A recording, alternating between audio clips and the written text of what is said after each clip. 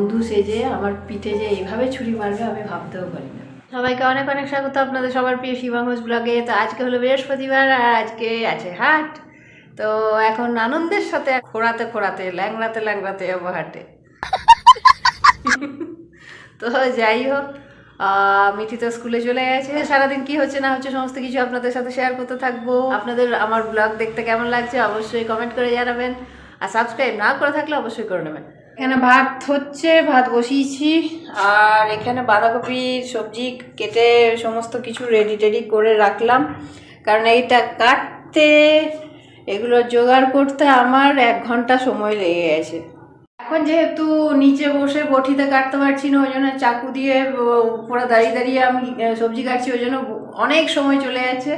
তো যাই হোক, এগুলো কেটে টেটে গেলাম, এবার দৌড়ে যাই হাট। এখন বাজে প্রায় 10:30 বাজতে চললো। তো হাটে যাই, হাট থেকে টুকটাক নিয়ে আসবো, একসাথে বেশি ভারী কিছু নিয়ে আসছি না। আর হাটটা আমার বাড়ির থেকে 50 মিটারের ভিতরে হাটটা বসে, যার জন্য হাটটা আমি মিস করতে চাই না। আপাতত হাটে চলে এসে ব্রেকফাস্ট করবো। একটু মটরশুঁটি, একটু পেয়ারা, অরেঞ্জ, কলা, আর এই ধনে পাতার চাটনি করবো বলে ধনে পাতা নিয়ে এসেছি। আর ফল অলরেডি আছে, ওই জন্য বেশি ফল নিইনি। আর এখানেও টমেটো ফমেটো গাজর এগুলো ছিল, তাই অল্প অল্প নিয়ে এলাম, আর বেশি বইতেও পারবো না। আর নিয়ে এসছি আমার জন্য 1 পিস চপ খাবো মটরশুঁটি দিয়ে। আগে খুব মনটা ইচ্ছে করলো যে গরম গরম চপ তেলে ভাজছে যখন, তাহলে একটা নিয়ে যাই। বহুদিন খাইনি, আজকে বহুদিন পর চপ মুড়ি খাবো, বেশ মিক্সচার করে একটু। আচ্ছা দেখাবো আগে বানায়। আর নিয়ে এসেছি ঘরে বাড়িতে পড়ার চটি, কারণ ছিঁড়ে গেছিলো, সে একজোড়া চটি নিয়ে এলাম। চটি বসে হাটে। এই হলো বাড়িতে পড়ার চটি। এগুলো বাড়িতে পরার জন্যে খুব সুন্দর, কমফোর্টেবল, ওই জন্য নিয়ে নিয়েছি। যদি মিঠি নেয়, মিঠি নেবে, মিঠি অলরেডিও পড়ছে। আমার আর মিঠির বাড়িতে পরার চটি আছে, কিন্তু বাইরে মানে এই বাগান টাগানে বেরোনোর জন্য যে চটি একজোড়া, সেটা ছিঁড়ে গেছে। তো চিন্তা করলাম যেগুলো ঘরে এতদিন পরে আসছিলাম সেগুলোকে এবার বাইরে পরার চটি করে দেবো বাগানে যাওয়ার জন্য, আর বাড়িতে পরার জন্য ওই জন্য একজোড়া নিয়ে নিলাম।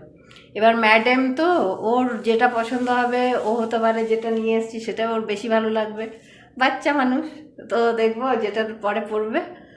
সবুজগুলো মিঠি বাড়িতে পড়ে, আর নতুন এটা নিয়ে এলাম, আর এটা হচ্ছে আমার, এগুলোকে রিজেক্ট করে দেবো।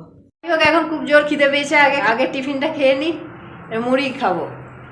এই হয়ে গেছে আমার মুড়ির চাট, মটরশুঁটি, চপ, পেঁয়াজ কুচো, শশা কুচো, টমেটো কুচো, লঙ্কা কুচো, বাম্পার। শুধু একটাই মিসিং, একটা জিনিসই মিসিং, সেটা হচ্ছে আচারের তেল। আচার নেই, ওই জন্য তেল দিতে পারলাম না, একদম পারফেক্ট হয়েছে। এবার খেয়ে নিই। মুড়িটা যা টেস্টি ছিল না, যা সুন্দর খেলাম, মানে দারুণ লাগছে।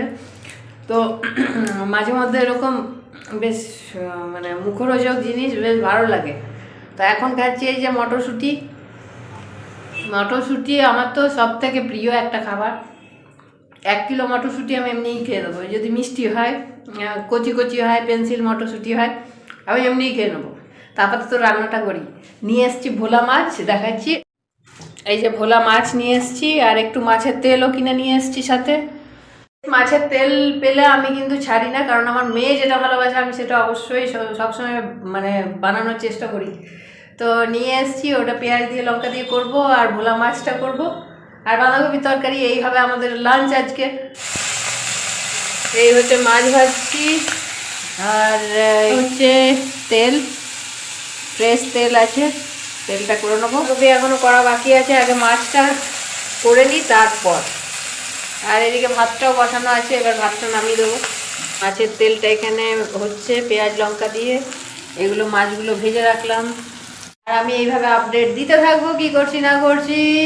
আর আমাকে যারা ফার্স্ট টাইম আজকে ব্লগে দেখছেন তারা প্লিজ সাবস্ক্রাইব করে যাবেন, পাশে থাকা অল বেলটা প্রেস করে দেবেন, যাতে আমার কোনো নতুন ভিডিও দিলে আপনার সাথে সাথে নোটিফিকেশন পান। কত স্পিডে বললাম। এই হচ্ছে ভোলা মাছের ঝাল হয়ে গেছে, আর এখানে মাছের তেল ভাজা, আর এখানে বাঁধাকপির তরকারি হচ্ছে। এটা হয়ে গেলে ব্যাস রান্না শেষ।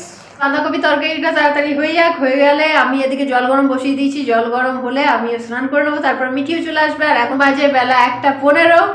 মোটামুটি রান্না কমপ্লিট হয়ে যাচ্ছে। এবার সাথে লেবু আছে, স্যালাড আছে, এগুলো তো খাবার সময় কেটেই নেবো। 22 তারিখের ভিডিওতে হবে হয়তো বলেছিলাম যে মিঠির বন্ধুর মা সবাইকে খাঁটি গুড় খাওয়াবো বলে সবার কাছ থেকে টাকা আর জার নিচ্ছিল, তো আমিও দিয়েছিলাম, টাকা দিয়েছিলাম।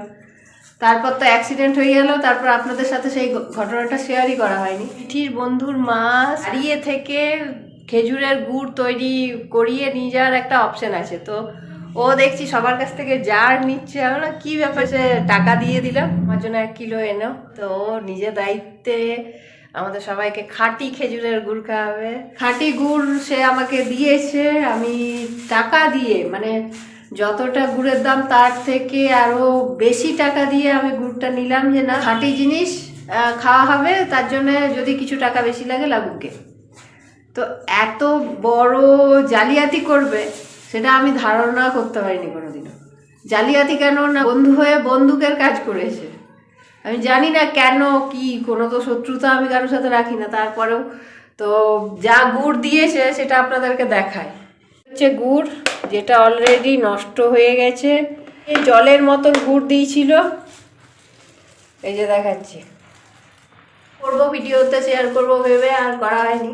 নিয়ে আসার মোটামুটি 5-6 দিনের মাথাতেই গুড়টা নষ্ট হয়ে যায়। দেখছি জলের মতন ট্যালট্যালে গুড়, গুড়ের যে একটা মানে ডেনসিটি থাকে, কোনো কিছু ছিল না। তো আমাকে বলে দিয়েছিল একটু ফুটিয়ে রাখবে, তাহলে নষ্ট হয় না। খেজুর গুড় তাড়াতাড়ি নষ্ট হয়, বলছি গুড়টাকে ফুটিয়ে সুন্দরভাবে রাখি, কিন্তু গুড়ের হচ্ছে এই অবস্থা। তো পৌষ সংক্রান্তি আসছে, এবার তো খেজুর গুড়ের বেশি দরকার। এই গুড় কেনার থেকে যদি টাকাটা কোনো গরিব মানুষকে যদি দান করে দিতাম, বোধহয় বেশি কাজ লাগতো। কিছু সভ্যভদ্র মানুষকে দেখে বোঝা যায় না। তো যাই হোক, আমার সাথে যেটা হয়েছে হয়েছে, কারোর সাথে যাতে না হয়।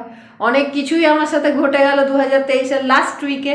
2024টা যাতে খুব ভালো যায় সেটারই ভগবানের কাছে প্রার্থনা করি। এই ধরনের বন্ধুর থেকে খুব সাবধান, যারা বন্ধু হয়ে আপনার পিঠেই ছুরি মারবে। খুব সিলেক্টিভ কিছু মানুষের সাথে ছাড়া আমার বন্ধুত্ব হয় না। কি করবো, এটা ভাই বোন পরিচিতি হিসাবে যে খুব প্রিয় বন্ধু, আত্মার বন্ধু, সেরকম কিছু ছিল না। কিন্তু কি একই জায়গায় সমস্ত কিছু পড়াশুনো করছে বাচ্চারা, তো সেই সূত্রেই আলাপ। বন্ধু সেজে আমার পিঠে যে এইভাবে ছুরি মারবে আমি ভাবতেও পারি না। এরকম দোগলা বন্ধুদের আমার লাইফে কোনো প্রয়োজন নেই। মানে ভগবান চোখে আঙ্গুল দিয়ে দেখিয়ে দিল যে বন্ধু কত বড় বন্দুক হয়। যতই প্রিয় বন্ধু হোক আর যাই হোক, বন্ধুদের উপর অন্ধের মতন বিশ্বাস করে কোনোদিন কিছু করতে নেই, সেটা প্রমাণ। আজকের ব্লগ আর বেশি বড় করছি না, ভালো লাগলে অবশ্যই লাইক, শেয়ার আর সাবস্ক্রাইব করবেন। আবার দেখা হবে নেক্সট ব্লগে। টাটা।